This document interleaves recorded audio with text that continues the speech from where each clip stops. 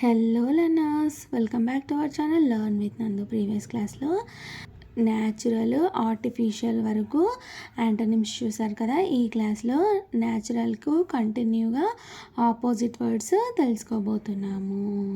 అర్థమైంది learners. Near అనే పదానికి ఆపోజిట్ పదము అంటే వ్యతిరేక పదము ఫార్ అవుతుంది. నెససరీ అనే పదానికి ఆపోజిట్ వర్డ్ అన్నెసెసరీ అవుతుంది.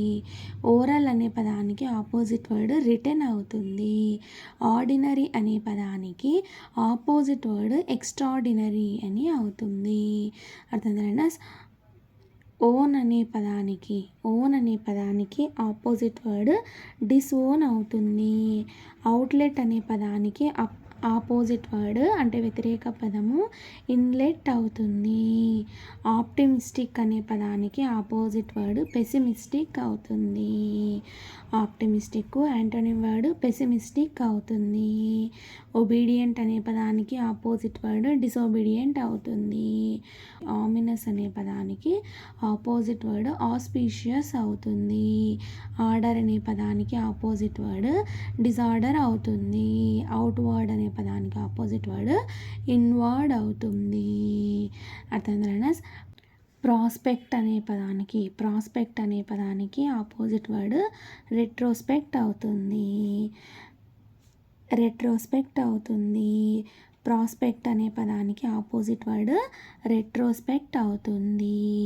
పంక్చువల్ అనే పదానికి ఆపోజిట్ వర్డ్ అన్పంక్చువల్ అవుతుంది. క్విక్ అనే పదానికి ఆపోజిట్ వర్డ్ స్లో అవుతుంది. క్వాలిఫికేషన్ అనే పదానికి ఆపోజిట్ వర్డ్ డిస్క్వాలిఫికేషన్ అవుతుంది. రీకాల్ అనే పదానికి వ్యతిరేక పదము ఫర్గెట్ అవుతుంది. రీకాల్కు వ్యతిరేక పదము ఫర్గెట్ అవుతుంది. ర్యాష్లీ అనే పదానికి ఆపోజిట్ వర్డ్ కాషియస్లీ అని అవుతుంది. రఫ్ అనే పదానికి వ్యతిరేక పదము స్మూత్ అవుతుంది. రిజర్వ్డ్ అనే పదానికి ఆపోజిట్ వర్డ్ అన్రిజర్వ్డ్ అవుతుంది. రిలీజియస్ అనే పదానికి ఆపోజిట్ వర్డ్ ఇర్రిలీజియస్ అవుతుంది.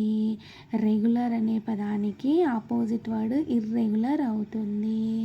అర్థమైందా? ఈ క్లాస్లో మరికొన్ని ఆపోజిట్ వర్డ్స్ అంటే యాంటోనిమ్ వర్డ్స్ తెలుసుకున్నారు కదా. నెక్స్ట్ క్లాస్లో మరికొన్ని యాంటోనిమ్ వర్డ్స్ తెలుసుకుందాం. Thank you so much for watching this video. Please subscribe to learn with Nandu channel for more videos. Thank you.